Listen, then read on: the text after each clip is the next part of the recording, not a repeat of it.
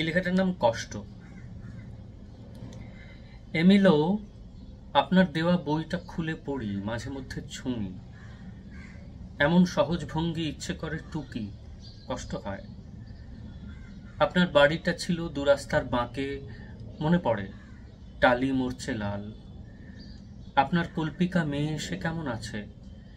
টেলিভিশনের সামনে শূন্য পর্দা খুলে সে এখনো রাত হলে দেখতে পায় তিমিও হাঙর, শুনতে পায় ঢেউয়ের গর্জন। আপনার যে গেরস্থালি সুরঙ্গ ঘরটা বিশেষত, যন্ত্রপাতি ঠাসা, এত জটিল দুর্বোধ্য কেন? মনে হয় সেখানে ম্যাজিক আছে, চুম্বক বসানো মেঝেময়। ওই ঘরে কতক্ষণ কাটান এমিলো? ভাবতে ভাবতে বইয়ের শব্দরা সার বেঁধে সুড়ঙ্গ ঘরের পথে ডাক দেয়। বই বন্ধ করি আমি, চোখ বন্ধ করি।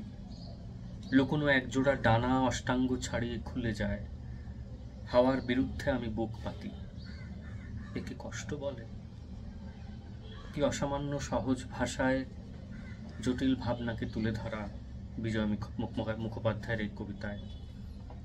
যেখানে বলছেন লুকোনো একজোড়া ডানা, সেখানেই যেন বিজয়া মুখোপাধ্যায়ের সমস্ত অস্তিত্ব উজাড় করে দিচ্ছেন।